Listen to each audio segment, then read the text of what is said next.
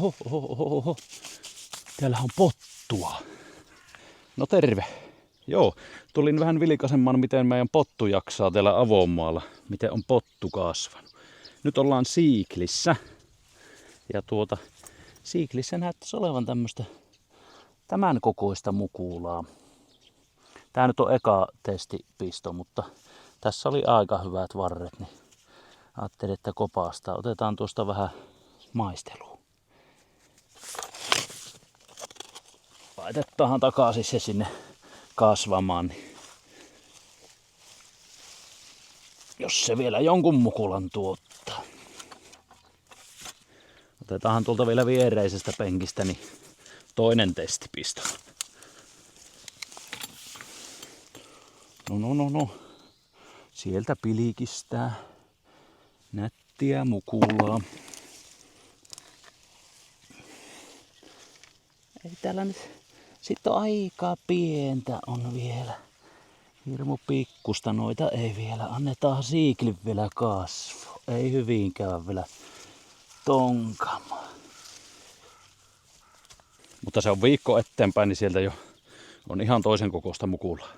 Nyt on vähän saatu vettäkin. Pottu kasvaa.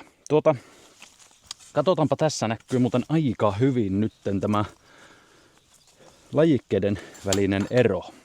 Eli tuolla oli ne 4 penkkiä sitä Violet Queenia. Sitä möi kokeilakka, koska se ei ole mikään aikainen. Tässä vaihtuu sitten Siikliksi. Kahtokea, Siiklillä on aika paljon tämmönen tuuheempi ja vähän eri värinenkin on tää vars.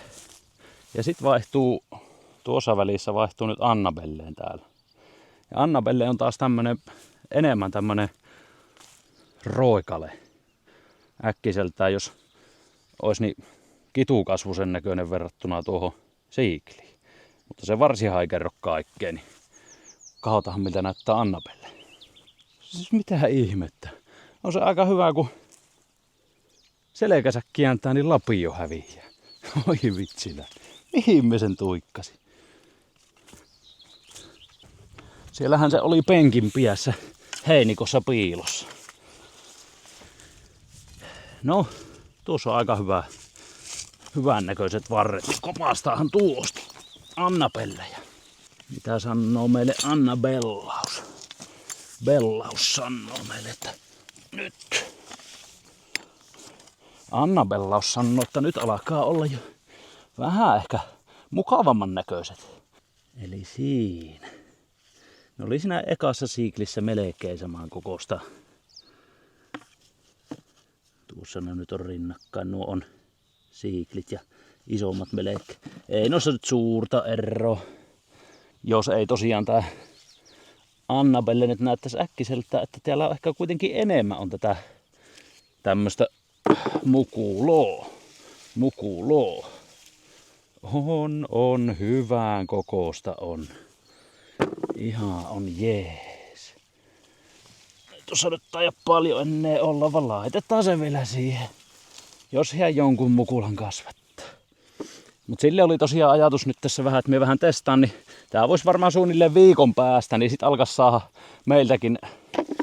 meiltäkin pottua, jos joku haluaa ostaa varhaispottua, uutta pottua, niin täältä saisi tulla sitten pottua hakemaan, ostamaan ja vaikka nostamaankin. Siinä on nyt sekakuppi. Näistä suohaa ihan hyvin syöntipottua. Sanotaan tosiaan semmonen viikko. Tämän viikon jälkeen varmasti niin ihan hyvin voi käydä kaivamaan sitten jo myyntinkin pottua. Eli kyllä se viikossa yllättävän paljon pottukin siinä kasvaa. Meillä on vielä pikkusen on kasvihuoneessakin isompaa pottua niin omaan pöytään suohaan. Ne kasvoi kyllä valtavasti siellä, että kasvihuonepottu onnistui tänä vuonna. Sitten tämä kun on tässä vieressä, niin vilkastaanpa herne.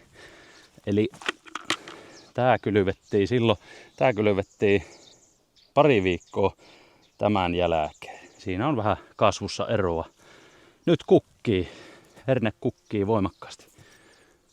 Kattokaa, siellä on jo pientä palkoa. Ja pörinä käypi, meillä on pölyttäjiä kyllä.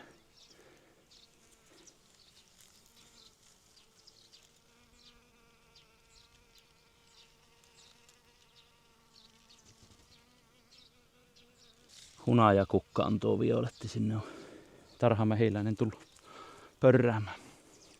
Mutta niin kuin näette, niin kyllä tästä sen verran jytäkkäkasvusta tuli, että tämmönen on aika hyvä jo taltuttamaan sitten rikkakasvejakin. Eikä näköjään mitään tukikasvia tarvii, että kyllä herne kasvaa ilmankin. No, se on tarkoituksella kylvetty aika rajulla syötöllä, että siitä nyt saa sitten hyvän viherlannotuksen tähän vanhalle pottumaalle. Ja tässä on sitten kanssa, tää ei vielä kuki, mutta se on varmaan parin viikon päästä sitten samaan näköistä. Joo, me voin vähän höpötellä tässä nyt pienen tilannekatsauksen, kun nämä on ollut vähän tämmöisiä lyhkäisiä törräyksiä nämä videot aina jostakin lyhyestä aiheesta, niin vähän tälleen kokonaiskuvaa tällä hetkellä. Niin mansikan suhteen eilen oli ensimmäinen poimintapäivä. Tytöt kävi tuon mansikkamuan läpi. Sieltä nyt vähän saatiin jo mansikkoa ja lähti ensimmäiset mansikkalaatikot myyntiin. Hyvin tuntui kauppa käyvän ja ilmoitin tuossa Facebookissa vaan. Ne meni aika nopeasti ja Instagramissa.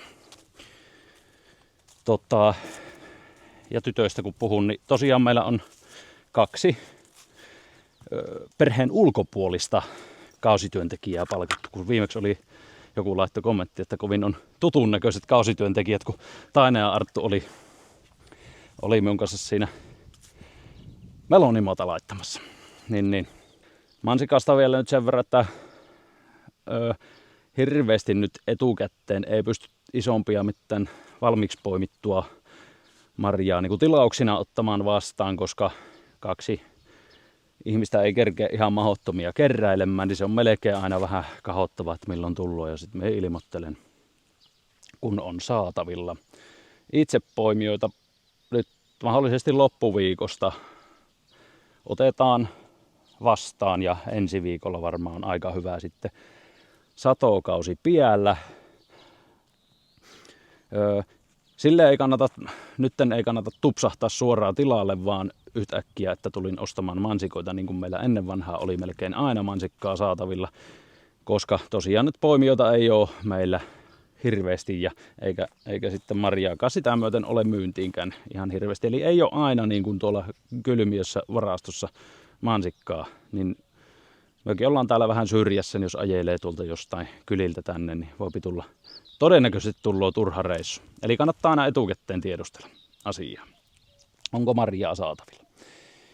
Itsepoiminnasta vielä sanon sen verran, että 4 € kilo on tämän kesän itsepoimintahinta. Nyt pidetään koko kesän.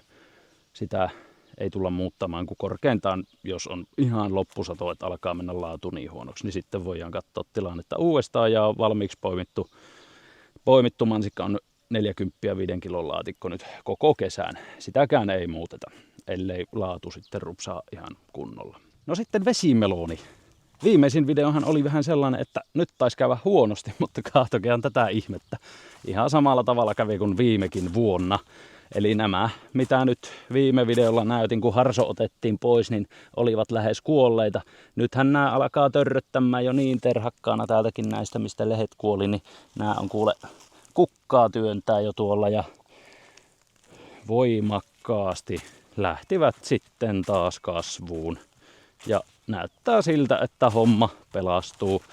On joitakin vähän tämmöisiä, mitkä on enemmän kärsineen näköisiä, tuosta on kukat kuihtunut, niin tommoset ei ehkä tuota varmaan melonia, mutta yllättävän monet on kuitenkin täällä tämmöiset, jotka kärsi, niin ne on lähtenyt puskemaan jo uutta lehteä ja sieltä tulee kukkaa. Ihan yksittäisiä näyttäisi nyt tässä vasta kuolee. Muut piristyy. Tuo eka rivihän oli se kaikkein heikoin.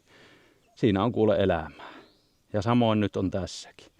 Tää on hyvin lähtenyt. Ja tää viimeinen rivihän mikä silloinkin oli, että tää ei ollut silleen hyvin kärsinyt. Tää oli parhaiten säilynyt siinä harson alla, niin tämähän on oikein terhakka. Nämä on toki niitä kaiken nuorimpia taimiakin. Mut kukkii. Kukkii. Vesimelonin tilanne on semmoinen.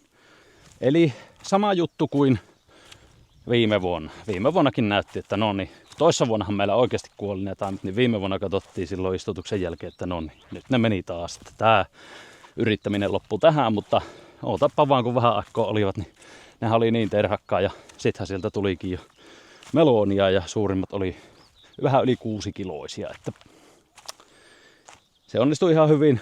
Tääkin on nyt ihan, näyttää hyvältä. Nyt on yölämpötilat, on ihan hyvin yli 10 asteen, 13-14, niin se on oikein hyvä melonille, ei ole semmoista riskiä.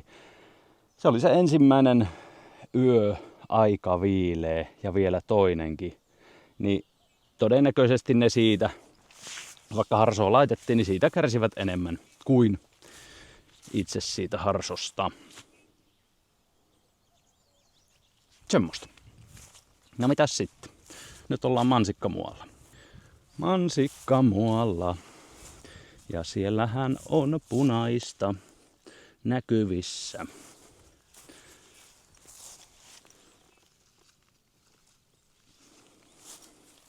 Eli niin kuin silloin sanoin, että mikään megasato ei ole tulossa tänä vuonna, mutta kyllä täältä tulee marjaa ja on hyvän kokostakin polkka. Mie luulen, että ensi vuosi tulee olemaan tällä maalla hyvä. Meillä on taimia, me vielä vähän paikka istutetaan tänne nyt näitä sitten, kun tytöillä on missä välissä aikaa, niin saavat istutella. Ja tämähän oli vielä viime syksynä semmonen, kun taimet oli pieniä, ne ei ollut hirveästi vahvistunut, niin ei mikään hirveä semmonen niin kuin jytäkkäkasvunen, joten kukka-aiheita mansikka muodostaa silloin loppukesästä syksyllä ne seuraavan kesän kukka-aiheet, niin silloin ei ole varmasti niin kuin mitään maksimaalista kukka-aihepottia sinne päässyt kertymään vielä. Mutta nyt kun taimet on vahvistunut tänä kesänä näin hyvin, niin odottaisin, että tänä syksynä tullee hyvät kukka-aiheet ja mikäli talvi menee hyvin, niin ensi syksy voisi olla tälle maalle, ensi kesää voisi olla tälle maalle ihan semmonen aika hyvä juttu. Katsotaan, mitenkä käypi. Jees, mutta marjaa on. Nyt on vähän semmonen, että nyt varmaan poimitaan, en kehtaa enää käytäviä ajaa.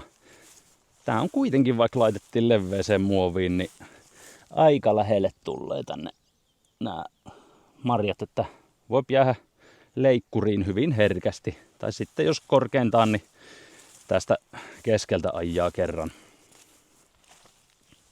Mut katsotaan. Tässä nyt ihan hyvä on nyt kuitenkin kulkea ja kerätä. Apilaa se on ottanut vahvasti tää meidän. Vaikka siihen ei ole apilaa kylvetty, niin jostain syystä sitä on lähtenyt hyvin voimakkaasti.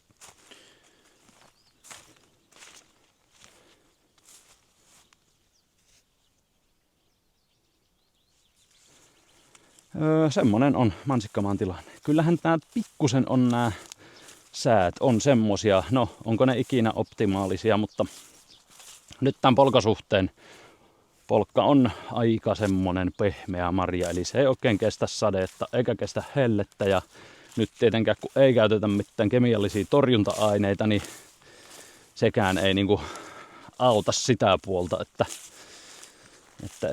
kyllähän sitä marjaa sitten väkisikin pillaantuu, jos ensin on lämmintä ja sitten kun rytkää vielä vettä päälle, niin se on vähän haastava juttu, mutta itse olen tämän tien valinnut, enkä nyt sitä lähde muuttamaan, eli haluan viljellä marjoja ilman kemiallisia torjunta-aineita nyt, koska se on, no silloin viljelyn alkuaikoina tuli niiden aineihin kanssa puljattua ja muutenkin tuli perehdyttyä niin asiaan, niin en halua niihin nyt lähteä. Mutta ei luennoida siitä sen enempää, siitä voi joskus luennoida vähän enemmänkin, mutta ei nyt tälle videolle. Tälle videolle oli tämmönen tilannekatsaus tosiaan tässä. Elikkä Elikkä. Mansikan poiminta lähenee ja jos haluat tulla itse poimimaan tai valmista marjaa, niin kannattaa ottaa yhteyttä soittamalla tai viestillä. Ja näin, ei kannata tupsahtaa suoraan tilalle, koska ei aina tiedä, että mikä on tilanne, ollaanko edes kotonakaan. Niin. Näin, ja ensi viikolla sitten mahdollisesti, kun nyt eletään kesäkuun viimeistä päivää, niin huomenna on heinäkuu, niin ensi viikolla voisi sitten varhaispottuakin meiltä saada suoraan pellosta. Ja jos nyt oikein on tällä viikolla jollakin pakottava tarve, niin voisi olla mahdollista saada tälläkin viikolla. No, tämmönen lyhyt tai vähän pidempi tilannekatsaus tähän väliin. Katsotaan mitä sitten seuraavaksi luvassa, mutta yritän pitää teitä ajan tasalla. Kiitoksia videon katselusta, palataan.